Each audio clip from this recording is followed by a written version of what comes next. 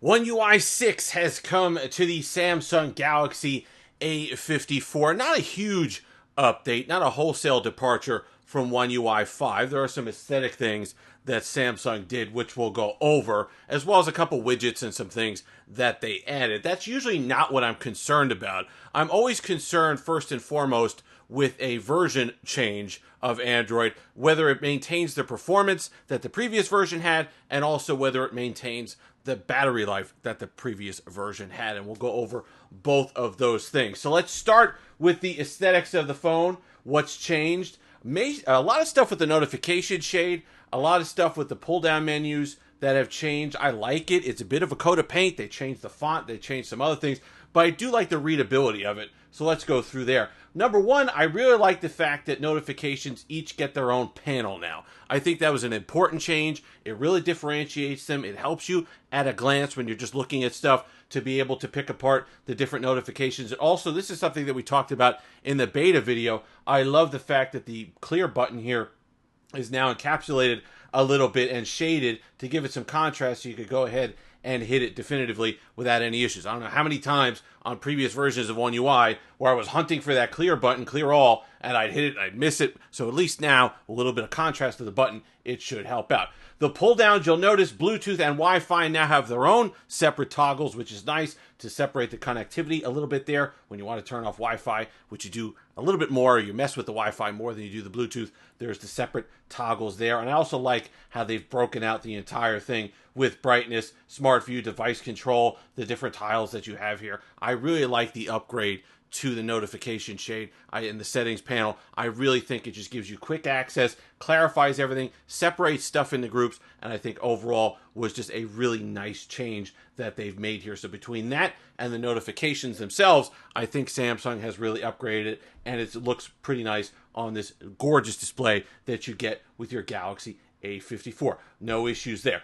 One of the things that people crowed about and were very excited about were the new Weather Insights widget to go with the new weather app that Samsung released. It's nice. Let's see if I can resize it here a little bit. No, I can't. It's just this one little 2x2 here that you get. But you can see there, rain expected. It shows you the amount of rain. It is nice. I like the colors to it. You go ahead, you pull it up.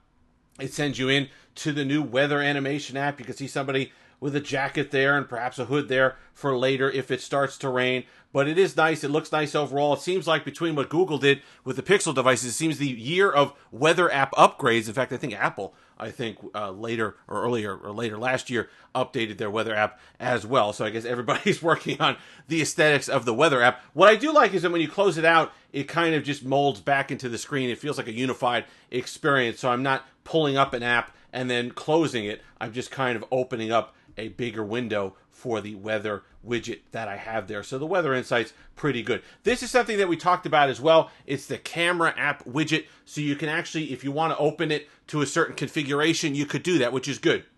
So this one, I have it, it says custom camera, but it basically opens to the default. But there's a few different settings that you could put there that it'll actually allow you to do. So let's go ahead and open up another one. Let's go ahead, pull it up, widgets. Let's go down, let's do another camera widget and custom camera. So now when you add it, it's going to give you a bunch of different options. See, custom camera, title on widget, starting mode, rear photo. We could do front or rear. So if you want to take a selfie real quick and you want to go right to portrait, you want to take a portrait selfie and you don't have time or you want it to be a quick toggle, you could set it up where I could have front camera and portrait, and then that'll be the starting mode when I go to the widget. And then you could have what it looks like, whether there's a photo or you could choose a photo. But you go ahead and save that. And now when I hit that certain toggle, I know when I hit that widget that it's going to open up to portrait mode and it's going to open up to selfie mode right away without having to go into the camera app and then fidget around. Other changes in the camera app that I really like, there's aesthetic changes as well with the fonts and stuff like that, but they've really clarified the top of this, really made it clear. You got the 3x4, you got the binning of the megapixel, like you could have the toggles up at the top, really clear, nice to read, not that kind of mess that they had previously in the camera app. But more importantly than all of this, I really like how it performs. I've had no problems with the Galaxy A54. I think it runs smoothly. Is it the fastest phone in the world? No, but you could go back and see all my previous videos and all those comments of people who actually own it and actually use it, just how pleased they are with this device, especially at the price you're getting at. Links will be in the description. Samsung's running a sale. 10% off if you use the app. It's not anything fantastic. It's not anything that's going to knock your socks off. 10% if you use the app, which is not great, but you get the enhanced trade-ins. I think that you could have it for, I forget what the percentage is, but you're going to get it for about $150, $200. So if you have a trade-in, that's the way to go. If you don't have a trade-in, look at Best Buy, look at Amazon, because if you're okay with the GSM version of this, the one that's not going to necessarily play nice with some of the other characters. If you have T-Mobile especially, you can pick one of these up for as low as, I think, $310 right now. And they had even deeper discounts on Black Friday, Cyber Monday, where I think you can get in the 200s. And I have to believe that either Amazon, Samsung, or Best Buy are going to run those deals back at least once before the holiday, so you can count on that. But let's talk performance, because it was pretty darn good. And people complain about this device, and they say, oh, it can't do multitasking, it can't do all the rest of it. Oh, really? So let's pull it up here. You've got Instagram, Twitter, going through no issue, right? Look at how we could scroll on both of these. So don't tell me it can't do multitasking and all this other stuff. People have had success with gaming as well. Call of Duty Mobile running on at least medium settings and pretty good frame rates. Asphalt 9 without issue. People have even run Genshin on this without much issue. You're going to be on low settings, yes, but you're going to get good frames and it's going to be playable. And all the rest of the stuff that you're going to want to do, Pokemon Go, daily stuff, Discord, Facebook, Instagram, Twitter, WhatsApp, Twitch, all that stuff is going to be great. And the good thing about this phone, as opposed to other phones in this price range, is that stuff that you're going to look at, content, YouTube videos, Twitch, movies, Netflix, whatever you happen to be watching, looks absolutely gorgeous on this display and fantastic with the stereo speakers that the A54 has, which absolutely punches above what some of the other phones in this price range offer. So that's good. Battery life also has held on One UI 6, which is good. I'm still getting my 6 hours-ish of screen on time, which I think is important, especially with a device like this. So if you have an A54,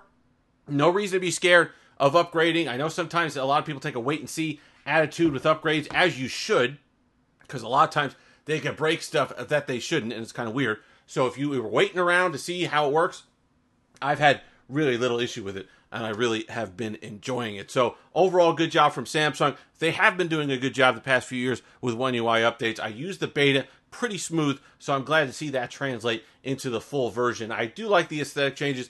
I like some of the stuff that they've done, but at the end of the day, when you have a version change from a 5 to a 6, something like that, you want to see performance and you want to see battery life remain relatively stable, and they've done that with this update. If you're wondering, this case, I've had it on since the beginning. Caseborn. Carl was nice enough to send this out. Absolutely helps the channel. Link for this guy will be in the description as well. Been on this phone for, I don't know, 6 months now? Maybe longer. Close to 8 months.